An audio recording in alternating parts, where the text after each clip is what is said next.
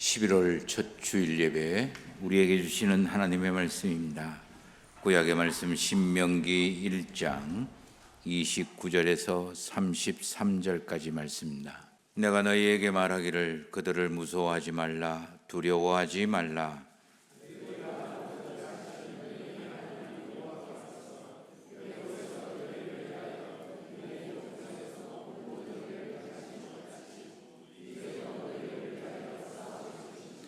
광야에서도 너희가 당하였거니와 사람이 자기의 아들을 아는 것 같이 너희 하나님 여호와께서 너희가 걸어온 길에서 너희를 안으사 이곳까지 이르게 하셨느니라 하나,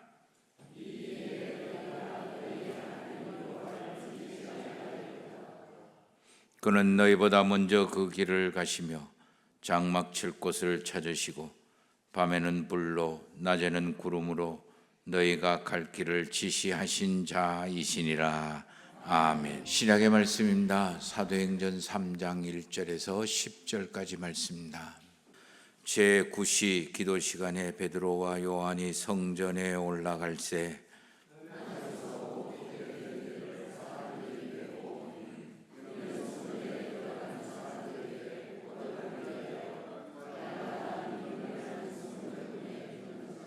그가 베드로와 요한이 성전에 들어가려 함을 보고 구걸하거늘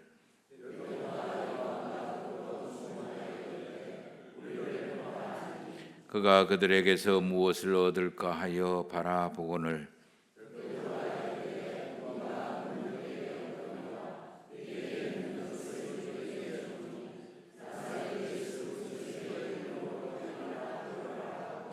오른손을 잡아 일으키니 발과 발목이 곧 힘을 얻고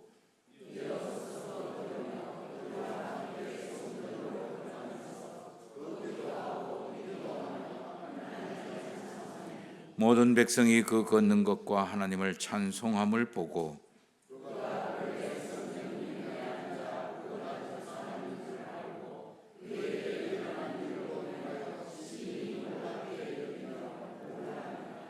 아멘. 하나님은 말씀으로 우리에게 임하시고 가르치고 이끄시고 호위하심을 믿습니다. 이 시간 말씀으로 임재하시는 하나님 앞에 섭니다. 성령 하나님, 우리의 눈 열어 보게 하시고 귀 열어 듣게 하시고 마음 주관해서 듣고 깨닫고 믿고 새롭게 말씀으로 조율하는 결단이 일어나게 하여 주옵소서. 함께 하시기를 원하며 예수님의 이름으로 기도드립니다. 아멘. 11월 첫 주일 예배를 함께 드리시는 모든 성도님들에게 우리 하나님께서 주시는 평강이 충만하게 임하시기를 예수 그리스도의 이름으로 축원합니다. 이 11월 달은 참 묘한 달인 것 같아요. 한 해가 끝나기에는 아직 멀었는데 한 해 끝나는 느낌이 들고, 한 해 시작하기는 아직 멀었는데 한 해가 시작을 왠지 해야 될 것 같은 그런 느낌이 드는 그런 묘한 달인 것 같습니다. 그래서 그런지 하나님은 이 11월 한 달을 진짜 잘 마무리해야 지난 1년 제대로 생활했는 것처럼 만드시는 것 같고요. 이 11월 한 달 잘 결단하고 각오하고 새로운 것들을 준비해야 우리 내년 2025년을 제대로 살 수 있을 것 같게 만드는 그런 아주 묘한 달이 이 11월 한 달인 것 같습니다.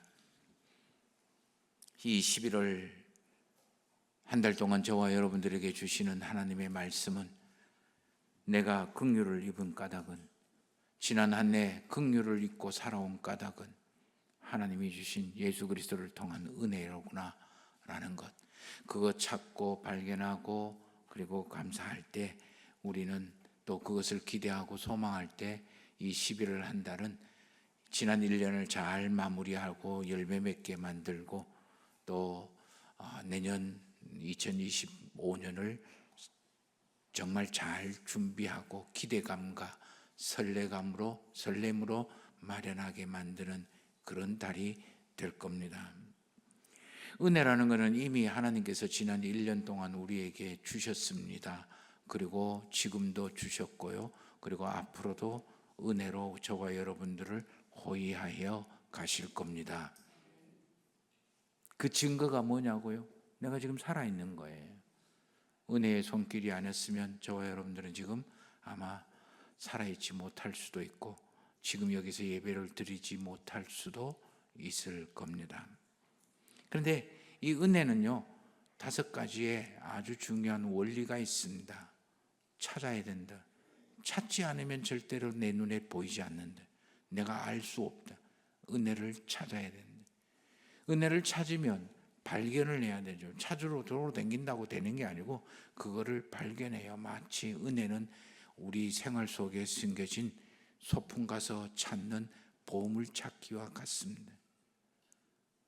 내 눈이 어떤가, 내 생각이 어떤가, 내 입장이 어떤가, 내 삶이 어떤가, 하나님의 은혜는 이미 주어졌습니다. 찾지 않으면 보이지 않고 발견될 수가 없습니다. 그 은혜를 찾으면 그걸 느껴야 됩니다. 일종의 깨닫는 거죠. 즐거워하는 거죠. 감사, 그리고 4번째는 감사하는 거예요. 은혜를 주신 하나님께 감사해야죠. 미국 사람들은 아이들에게 포크 떨어졌는 거 다시 주워줄 때도 감사합니다 이야기해야지 라고 가르친대요. 당연한 거지만 그게 감사이고 은혜인 걸 깨닫는 것, 그게 바로 은혜의 원리예요. 그리고 마지막으로 5번째는 받은 은혜를 나눌 때 놀랍게도 갑절이 되어지는 나에게. 이 5가지의 은혜의 원리 따라 11월을 살 때 저와 여러분들은 지난 2024년 정말 기가 막힌 해였구나 하는 걸 알 수 있고, 또 2025년은 또 하나님이 어떤 기가 막힌 일들로 우리를, 내 인생을, 우리의 가정을 이끌어 가실까 기대하고 설레이는 생각으로 가득한 이 11월 한 달이 되게 될 겁니다. 이제까지 우리는 이런 은혜의 주인공이 되기 위해서 어떻게 해야 되는지에 관해서 말씀을 묵상했습니다. 다시 우리 성도님들의 기억을 더듬어 보시기를 바랍니다. 왜냐하면 이게 순차적으로 되기 때문인 거예요. 제일 먼저 뭐라고요? 내가 비록 종이지만, 내가 비록 지금 최악의 상황이지만 타인에 대한 연민의 고백과 그 연민의 고백을 들은 단순한 순종과 겸손한 헌신이 내가 은혜의 주인공이 되게 한다. 그러기 위해서는 우리가 영적인 세계, 하나님의 세계에 대해서 눈을 떠야만 가능하다.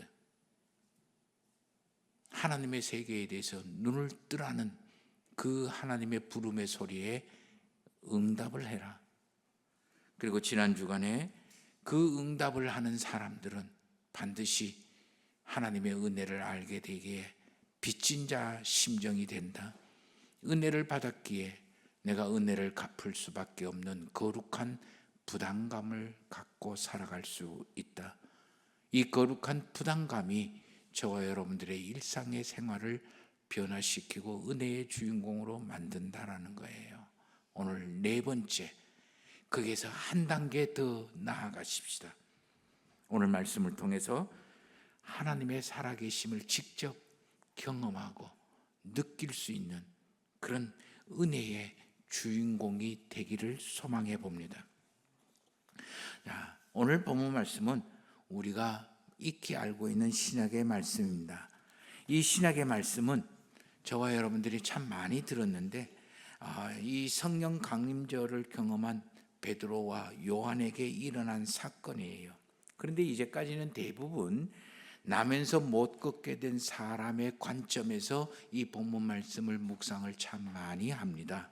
그러나 오늘은 베드로와 요한의 입장 관점에서 오늘 말씀을 묵상하고자 하는 거예요. 왜 이 관점이 중요하냐면은 나면서부터 못 걷게 된 사람이 하나님의 은혜를 입고 하나님의 은혜의 주인공이 되는 것, 이 사람은 일종의 피동적으로 그냥 주어진 은혜를 받기만 한 사람이에요. 그런데 베드로와 요한의 관점에서 오늘 본문 말씀을 묵상하면 이 은혜를 하나님의 역사하심과 하나님의 살아계심을 이 땅에 내가 직접 펼쳐내는 능동적인 주인공이 되어지는 거예요.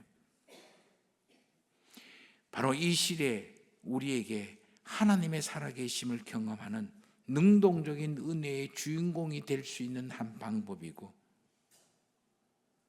저와 여러분들이 하나님의 은혜를 그냥 주어진 것, 누군가가 어떤 행사나 어떤 말씀이나 어떤 것들을 통해서 나에게 그냥 주어지는 하나님의 은혜를 내가 받고 구경하는 입장에서 내가 하나님의 은혜를 이 땅에 펼쳐내는, 하나님의 은혜를 이 땅에서 증명해내는 그런 삶으로 한 단계 업그레이드가 되기 때문에 이 베드로와 요한의 관점에서 묵상하는 것이 중요한 거예요.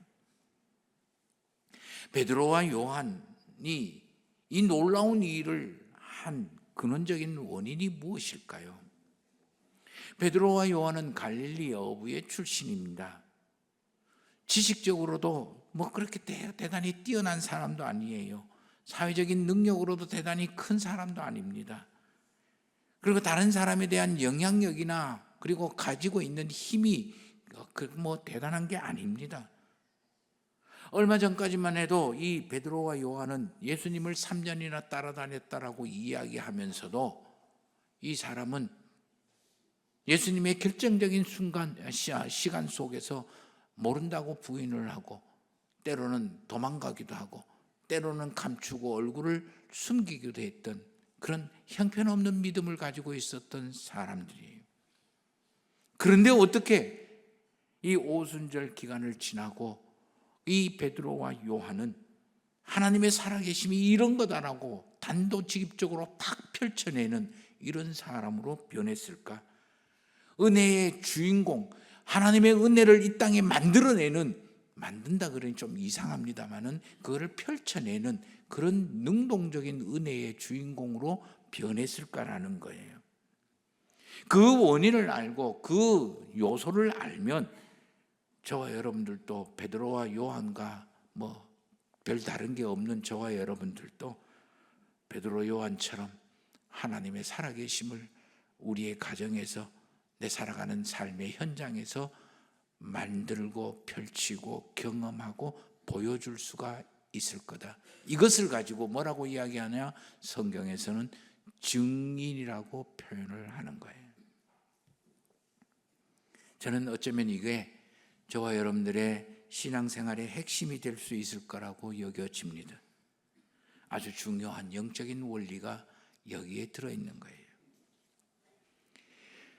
이렇게 힘있게, 능력있게, 권세있게, 지혜롭게 그리스도인이 세상에서 살아갈 수 있는 방법은 거룩한 영적인 습관에서부터 나온다.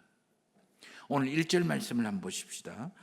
사도행전 3장 1절입니다. 제9시 기도 시간에 베드로와 요한이 성전에 올라갔다라고 이야기합니다. 제9시라고 이야기하죠. 요즘 말로 이야기하면, 요즘 시간으로 이야기하면 오후 3시예요. 그리고 이 베드로의 지금 무대, 요한의 무대는 어디냐? 바로 예루살렘입니다.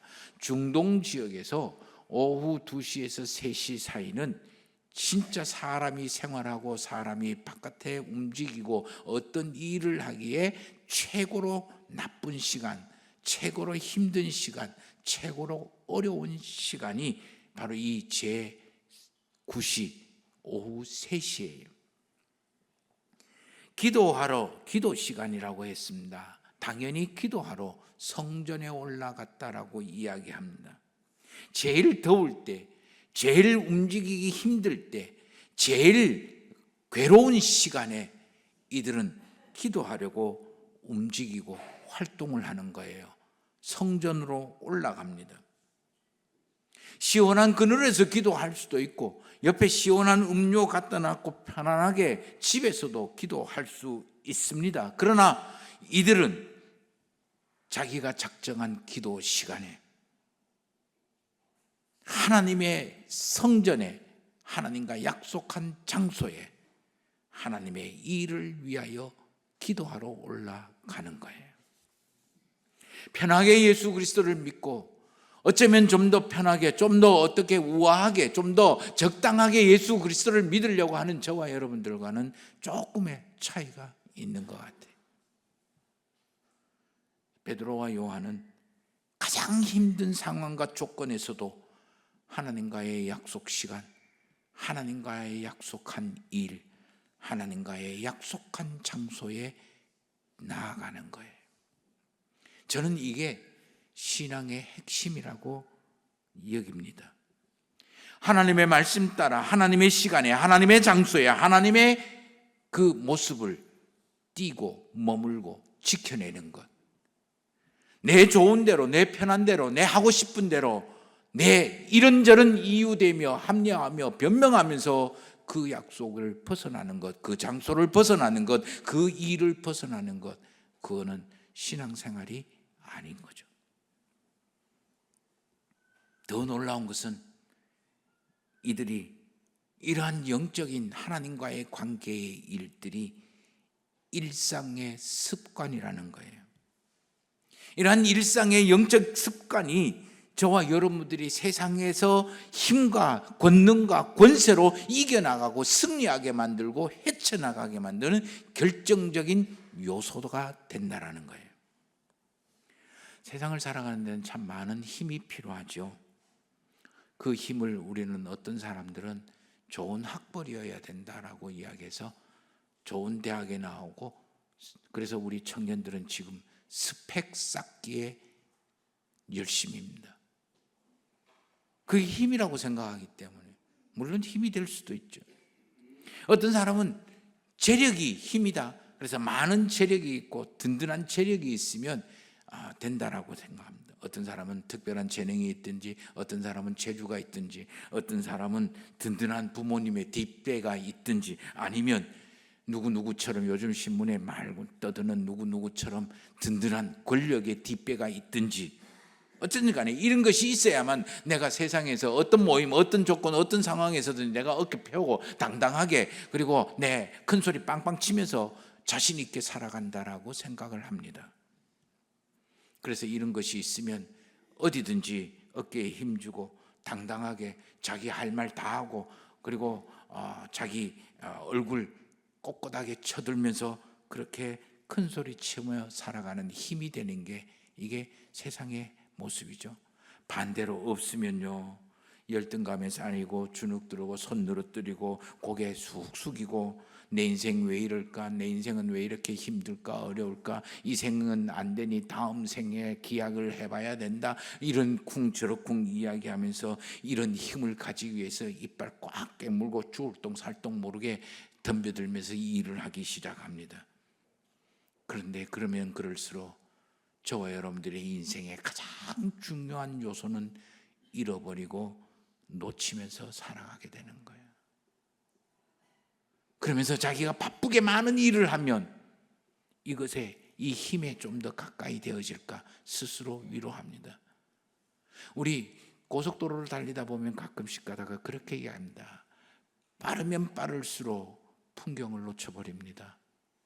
우리가 빨리 살고 열심히 사는 거 좋습니다. 그러나 그렇게 살면 살수록 우리는 정말 인생에서 중요한 것을 놓쳐버리고 잃어버리고 살아갈 수도 있다라는 걸 알아야 돼요. 그러나 오늘 하나님은 말씀하십니다.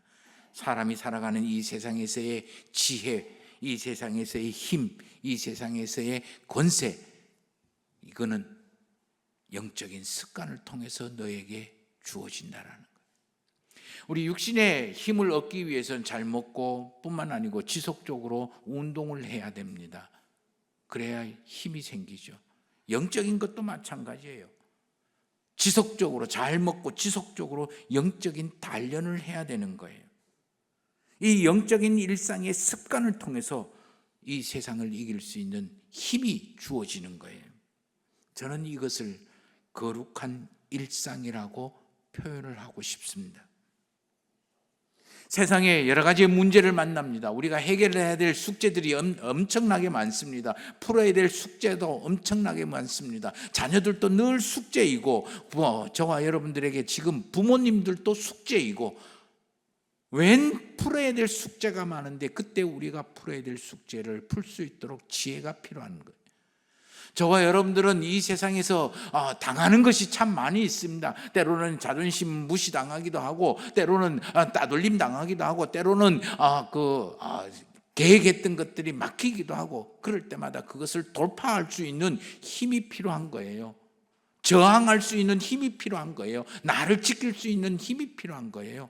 때로는 우리 세상에서 내가 헤쳐나가야 되는 것이 얼마나 많은지 모르겠습니다. 그런 것을 헤쳐나가고 길을 열어갈 수 있는 힘과 능력이 필요한 거예요. 그게 이 세상에서 가지고 있는, 이 세상에서 준다고 하는, 이 세상에서 필요하다라고 하는 그 힘으로 그것이 가능할까? 아니라는 거예요. 이 세상에 저와 여러분들이 승리하고 풀어나가고 헤쳐나갈 수 있는 힘은 일상의 거룩한 습관에서부터 주어진다. 하나님이 원하는 것을 하나님의 시간에, 하나님의 장소에서 그 자리를 지키고 머물고 있을 때 저와 여러분들의 삶은 지혜와 권능과 권세로 채워지는 거예요. 그랬을 때 우리는 세상을 이길 수 있는 힘이 되는 거예요. 두 번째, 저와 여러분들이 예수 그리스도를 믿는다라고 이야기합니다. 믿으시죠? 그러면 우리의 힘은 어디서 나온다? 예수 그리스도에게서 나온다라는 거예요. 단순한 진리를 우리가 믿지를 않는다라는 거죠. 우리 6절 말씀을 한번 보십시다. 우리 같이 읽겠습니다. 6절 말씀입니다. 시작. 베드로가 이르되 은과 금은 내게 없거니와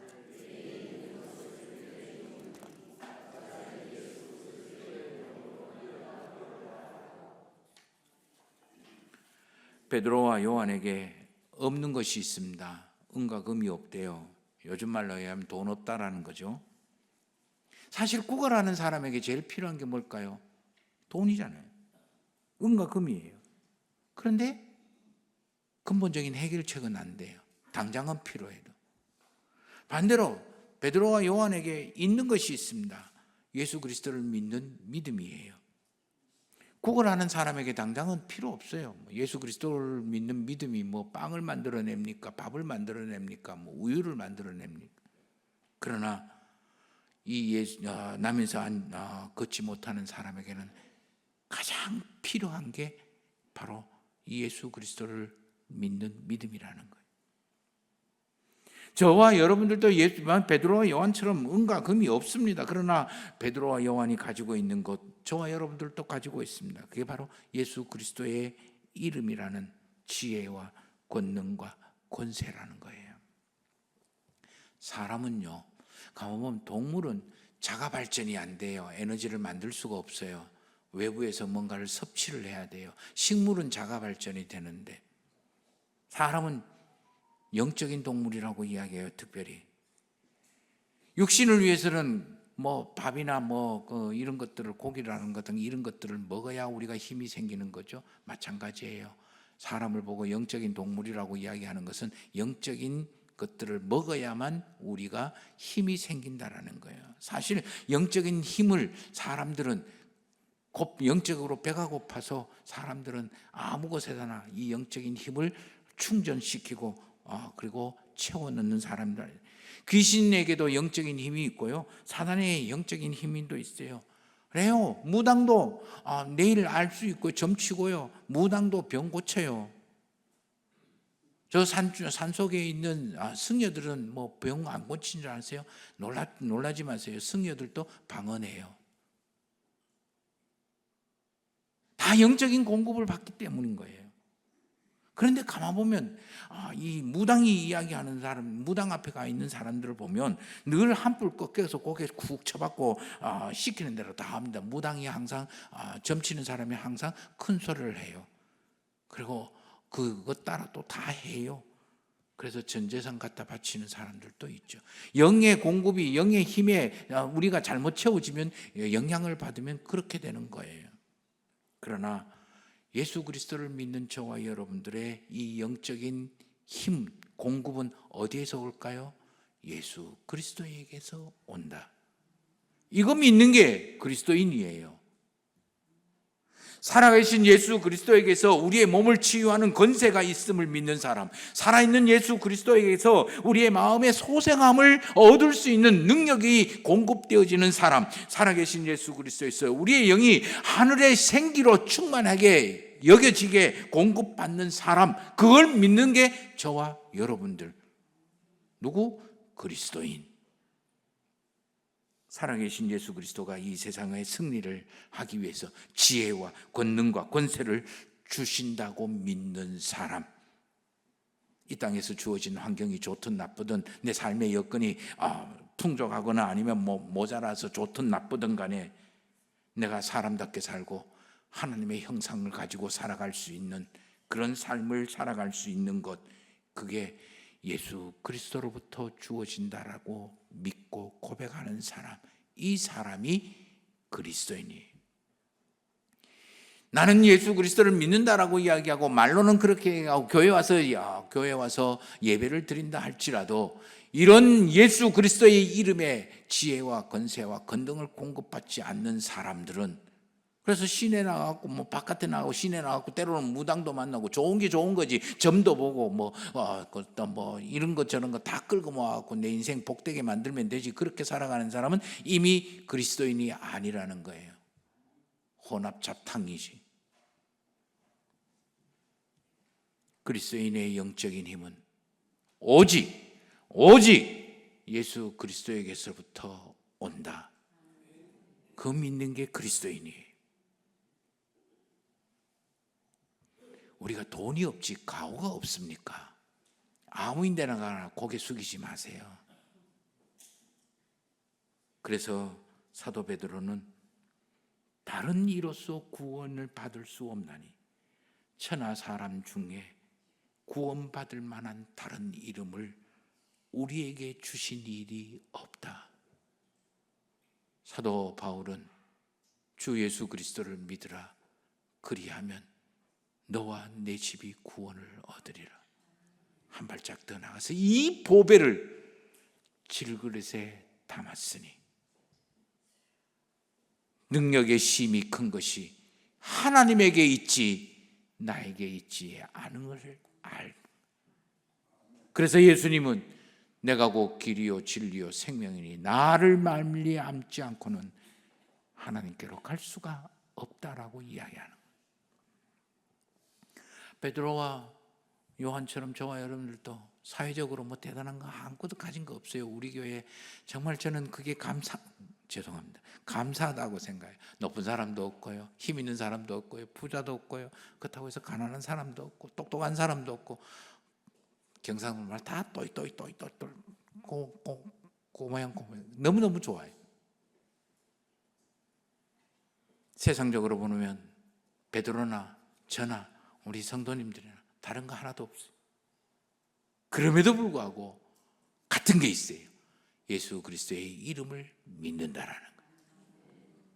베드로와 요한은 세상을 바꾸고 세상에 충격을 주고 놀람을 허락하고 하나님의 그 위대한 살아계신 역사를 나타내고 펼쳐 보이는데 왜 저와 여러분들은 그렇게 할 수가 없을까? 우리도 예수 그리스도의 이름으로 세상을 이기고 하나님의 사람으로 너끈히 살아갈 수 있고 승리할 수 있습니다. 이걸 믿는 게 믿음이요 그리스도인이다. 그런데 놀랍게도요, 세 번째 원리는 이거예요. 이 예수 그리스도의 이름의 능력과 권세, 이거는 내 손을 통해서 나타난다. 오늘 7절 말씀을 한번 보세요. 오른손을 잡아 일으키니 발과 발목이 곧 힘을 얻고 뛰어 서서 걸으며 그들과 함께 성전으로 들어가며 걷기도 하고 뛰기도 하며 하나님을 찬송하니. 9절입니다. 모든 백성이 그 걷는 것과 하나님을 찬송함을 보고 10절 말씀 맨 마지막에 심히 놀랍게 여기며 놀라니라라고 이야기를 합니다. 아무리 베드로와 요한이 예수 그리스도의 이름과 권세, 권능, 지혜를 만땅으로 가지고 있다 할지라도, 그거를 충만하게 가지고 있다 할지라도 그거 사용하지 않으면 아무 일이 일어나지 않아요. 베드로와 요한이 나면서부터 걷지 못하는 사람들에게 오른손을 내밀어 잡고 일으켜 세울 때 예수 그리스도의 권세와 권능이 나타나고 보여지는 거예요. 증명되어지는 거예요. 예수 그리스도를 통하여 하나님의 지혜와 권능과 권세가 예수 그리스도를 믿고 따르는 베드로와 요한의 손을 내미는, 믿음의 손을 내미는 그것에서부터 드러나고 이 땅에서 증명되고 펼쳐지는 거예요.